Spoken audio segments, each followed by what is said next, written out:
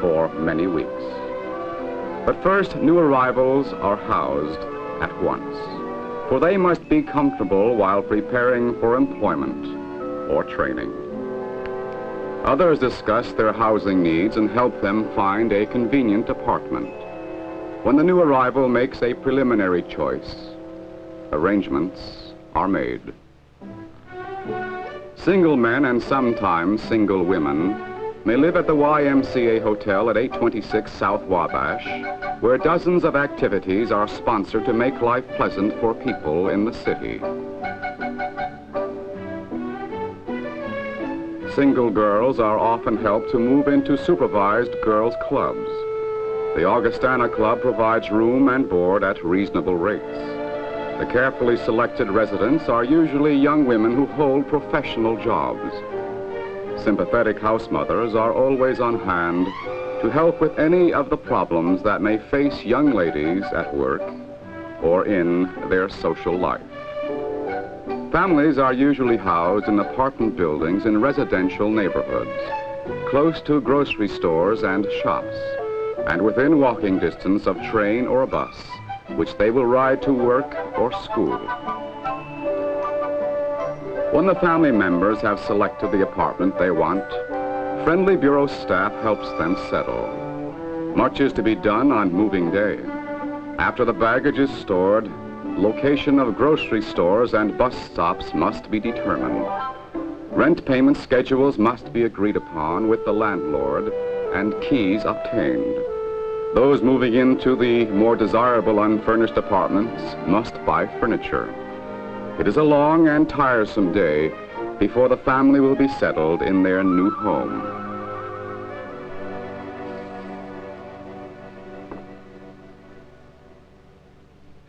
When the newcomer is comfortably settled, he returns to the bureau office to consider plans for earning a living. If he takes training before employment, he may, after visiting several of the city's excellent vocational schools, choose one that teaches advanced electronics. He enrolls with Chicago citizens, some of a few months and some of many years, who are training to increase their earning power. Competent instructors supervise the work of trainees in television repair. Laboratory skills are practiced in a television station operated by the school. With an Alaska boy at the controls, a Montana trainee reads news and spot announcements, confident in the monitoring skill of a young Minnesota man. Other schools also specialize in teaching electronic skills. The important and well-known principle of armature winding, after being described in the classroom, is practiced by students such as these from Arizona and South Dakota. They will have many such practice sessions before they are ready to use their skill on a job. As instruction progresses, the work becomes more difficult. Complicated electrical circuits must be mastered. The intense concentration demonstrated by these young people from Alaska becomes increasingly important. Only practice and more practice will enable the hand to become the ready instrument of the mind. Barbering has proven to be a popular trade for many. Advanced students learn by cutting customers' hair in clean, modern surroundings. Some Indian graduates of barbering schools now own their own shops, purchased a short time after completion of their training. Mechanical trades are also popular. This man from the far west expects to earn his living as one of Chicago's many skilled auto body and fender repairmen as soon as he completes his training. A journeyman mechanic instructor teaches the principle of diesel motor adjustment. Later, these young men from North Carolina and the Southwest will solve actual diesel repair problems. Students such as this man from Utah enjoy their welding instruction under conditions similar to those in a regular shop. Only rarely is the city's demand for arc and torch welders satisfied. For those who have a reasonable expectancy of being hired by a contractor upon completion of their training, Excellent instruction in the operation of a variety of heavy equipment is available. The welding rod and the television tube do not appeal to everyone. A boy from New Mexico learns fancy cooking skill in the spotless modern kitchen of the Cook and Baker School. Instructors here insist on a high degree of perfection. They must, since their graduates are in demand by the best of Chicago's commercial kitchens. With artistic skill, this young man places the finishing touches on a fancy salad. With his classmates, who have come here from Indiana and Illinois, or Iowa and South Dakota, he prepares these attractive centerpieces. After 24 months under the watchful eye of his instructor, the student will be capable of a full range of cooking accomplishment, from peeling potatoes to the preparation of banquet specialties, such as these. Some young people find hospital work interesting. City hospitals offer training on the job for certain work skills. This man from North Dakota and the girl from New Mexico enjoy their training as X-ray technicians. Often, the very hospital that has done the training will want to hire the student upon graduation. For the young man or woman who completes high school, business colleges offer opportunity to train for good jobs in the business world. These graduates of Arizona and Michigan high schools begin their day. They concentrate on their studies, just as do the other high school graduates in their class. They listen to highly qualified instructors discuss the exacting skills demanded by employers. From books, they learn of business law and office practices. For many hours each day, and day after day, and week after week, they practice with the most modern equipment until they are able to hold a steady office job almost anywhere in our country. The new arrival who is seeking employment, or the recent graduate from training, discusses the kind of job he wants with an employment counselor of the Bureau of Indian Affairs. The counselor knows hundreds of employers, the type of work they do, how much they pay. He makes appointments for the worker to see the employer. He gives this young Arizona man written directions to the interview. Often many such interviews are necessary before the newcomer finds a job. Bureau employment counselors, if there is a need, find more than one job for the same person. They also find part-time work in the many industries of the city for the student or the married woman who needs more income. In recession periods, it becomes almost impossible for unskilled workers to find employment. However, people with a history of steady performance at skilled trades can usually find work at any time. Many jobs are in factories that make equipment for American industry.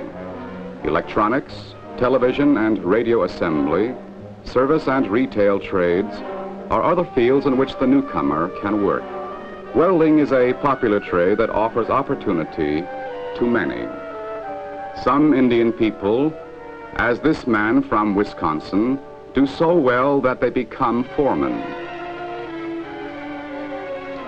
This former resident of North Dakota, a graduate of one of the city's fine business schools, is using his training on a job obtained for him by the school immediately upon graduation. With this skill, he can be sure of a job with good pay almost anywhere he might wish to work. After the newcomer has been in school or on the job for some time, he begins to feel less like a newcomer and moves about like a long-term resident of the city. Buildings that once seemed so tall are not so tall as they were. Daily he passes the river and knows the landmarks beside it.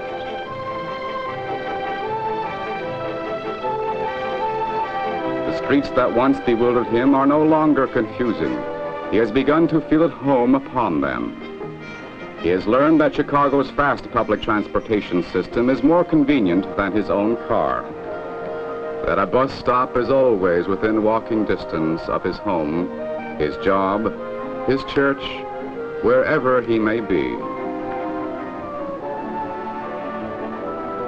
Women and children who might have been fearful of the L train during their first days in the city now use it with confidence. As the new resident works and plays in the city, he finds his life to be much different than it was in Oklahoma or South Dakota. He takes the rough riding and often crowded L to work. On weekends, he rides it to museums, parks, and churches. The women ride it to shop, the children to school. And as they ride, they talk to people and find that not all of them are strangers.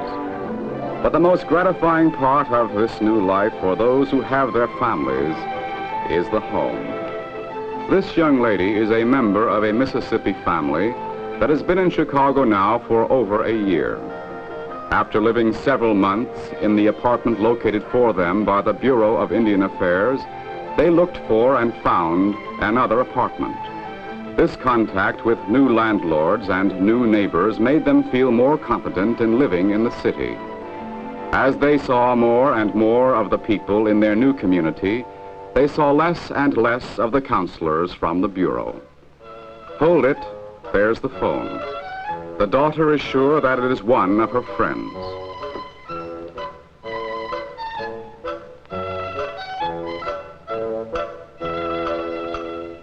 That food is waiting.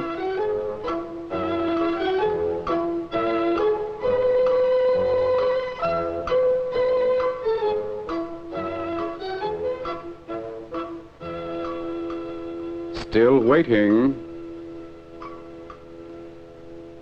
There. When a family first settles in a new neighborhood, the man and wife usually grocery shop together on the day the husband receives his paycheck. Most families soon learn to plan their spending so that the wife can make several trips a week, often with a friend from across the hall. After shopping at several stores, she finds one to her liking. One not too different from those in a small town on a reservation. One where her children will be remembered from trip to trip. After a time, the mother becomes expert in buying the most nourishing foods for her family. She watches for bargains so she can buy more things with the money that she and her husband have set aside for food. As she continues her life in the city, she comes to regard her trip to the store as a social time when she and her friends can visit.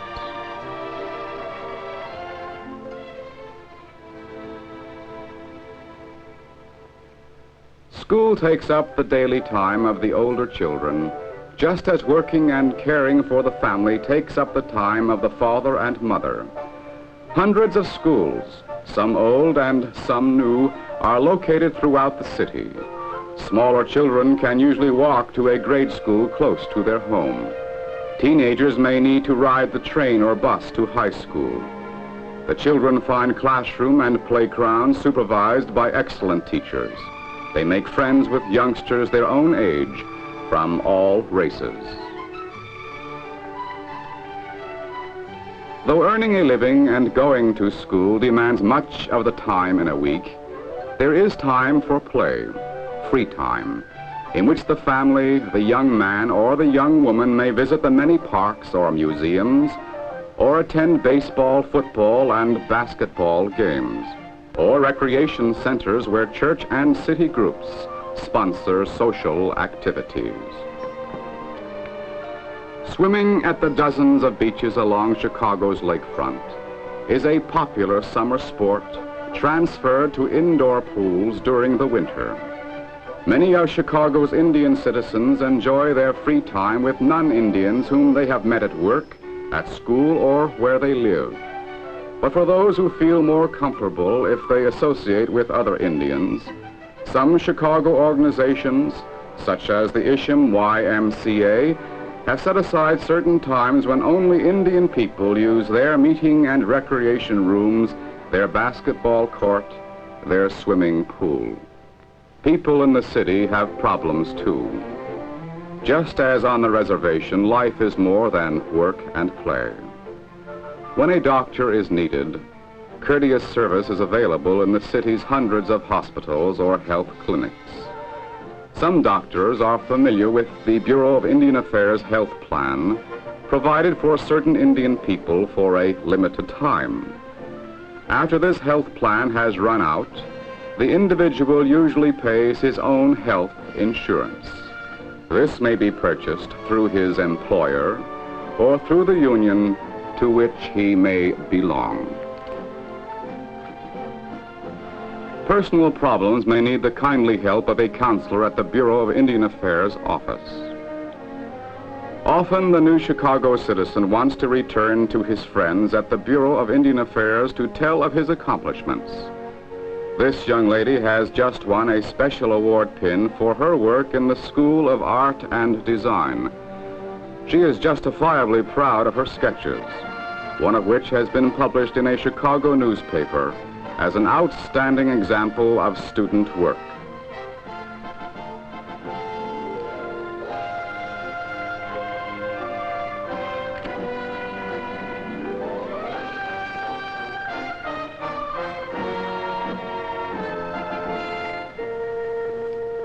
For those who wish to use their free time to associate with their Indian friends, the American Indian Center is one of the better-known Indian organizations in Chicago. It is organized for and run by the Indian residents of the city who make up its voting membership. Here at a meeting of the Board of Directors of the Indian Center, Chicago Indian citizens take an active part in directing their own group affairs.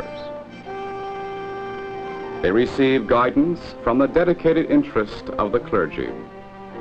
They learn from the helpful and freely given attention of their white neighbors. The Indian Center helps Indians of all tribes make a place for themselves in the community. Under the capable guidance of Indians who have lived in the city for many years, members of a teenage social club sponsored by the center learn to express their ideas as a group, and as they enjoy themselves, they prepare for a more effective adult life.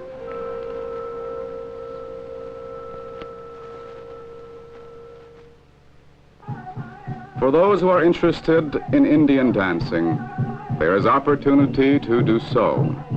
Approximately once a month, Indians and other Chicago citizens gather for family night at the Indian Center. Dancing is one of the activities. At least twice each year, the center holds fundraising programs, often with out-of-town guests in attendance. Those who have the time and skill may be able to join Chicago's well-known American Indian Dance Club. The way in which we worship is important to many of us. The Indian newcomer to Chicago finds that some churches make a special effort to welcome him. He may attend the services of his faith along with other non-Indian Chicago citizens.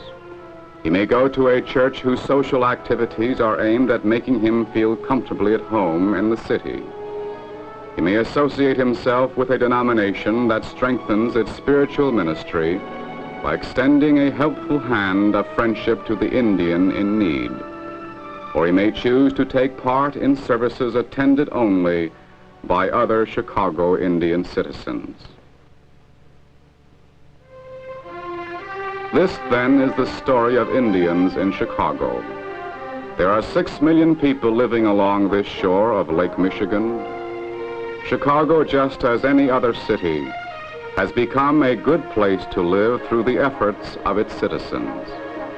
Today's newcomer can enjoy the city's benefits only if he is willing to give the same hard work that newcomers of many races have given before him.